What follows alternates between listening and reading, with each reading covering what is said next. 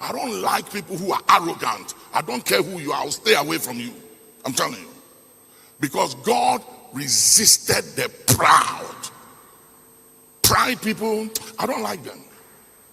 I don't like people who are arrogant. I don't care who you are, I'll stay away from you. I'm telling you. Because God resisted the proud. Pride people, I don't like them.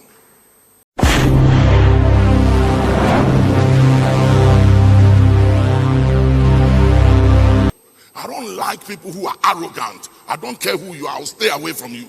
I'm telling you. Because God resisted the proud. Pride people, I don't like them. You see the two of them? I like them. And I tell you, hear me, not because he's president. I'm just telling you. The other day I was telling, I said, Mr. President, I want you to finish your term early so we can go and play golf. Yeah, I said, I don't want to play golf with you right now because people will think, oh, because he's president. I said, finish and let's go and play golf.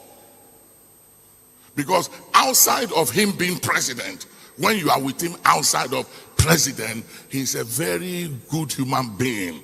And the wife is also like that. Very good human beings. And the reason why I believe he will do well is because he's not a new president. He's been president before. He will do better this time around because he's been here before.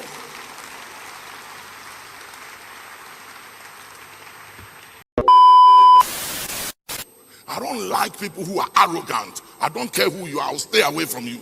I'm telling you. Because God resisted the proud. Pride people, I don't like them.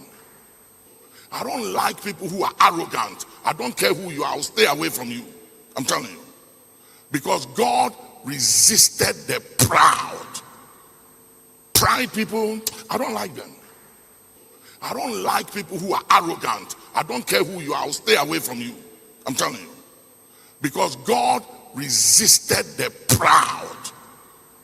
Pride people, I don't like them.